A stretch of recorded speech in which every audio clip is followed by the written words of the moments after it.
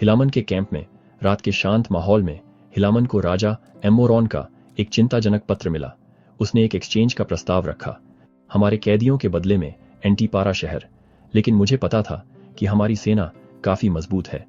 मैंने उसके ऑफर को रिजेक्ट कर दिया और अपनी ताकत और भगवान में विश्वास पर भरोसा करने का फैसला लिया। जल्द ही एंटीपारा शहर बिना लड़े हमारे कब्जे में आ गया। लोगों ने इसे छोड़ दिया, अपने दूसरे शहरों को मजबूत करने के लिए भाग गए। उस समय हमने विश्वास और दृढ़ संकल्प की पावर देखी। ज़ारहिमला और आसपास के इलाकों से आई रीइंफोर्समेंट्स ने हमारी सेना को और मजबूत बना दिया। 6000 आदमी और 60 बहादुर एमोनाइट योद्धा हमारे साथ शामिल हो गए।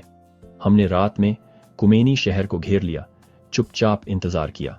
हम अपनी तलवारों के साथ सोए, लामनाइट्स के खतरे से हमेशा सतर्क रहे। उन्होंने हमें कई बार सरप्राइज करने की कोशिश की, लेकिन हमारा डिटर्मिनेशन अटल था।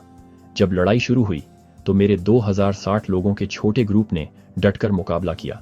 उनका करेज और फेथ लाजवाब था।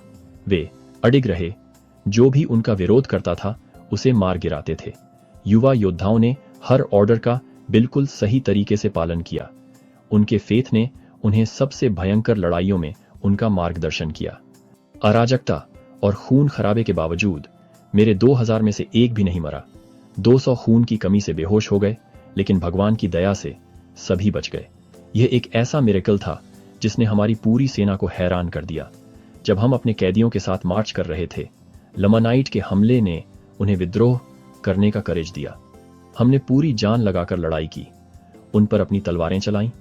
अफरा तफरी के बीच हम दृढ़ निश्चय के साथ आगे बढ़ते रहे। हम अपने भाइयों को लमानाइट्स से बचाने के लिए ठीक समय पर कुमेनी लौट आए। बाद में हमारे 2000 योद्धा ग्रेटिट्यूड में घुटनों के बल बैठ गए।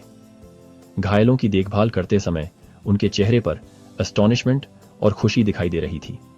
हमारे योद्धाओं का बच जाना किसी मिरेकल से कम नहीं था। जबकि हमारे 1000 भाई मारे गए, हमारे युवा योद्धाओं में से एक भी नहीं मरा। हम इसे भगवान की मिरेक्युलस पावर का कमाल मानते हैं। अंत में मैं बैटलफील्ड को देखता रहा। मेरा दिल भावनाओं से भरा हुआ था। मैंने भगवान को हमें बचाने और हमें यह बड़ी विक्ट्री देने के लिए धन्यवाद दिया। हमारे भगवान का नाम धन्य है, क्योंकि यही वो हैं जिन्होंने हमारे लिए यह महान काम किया है।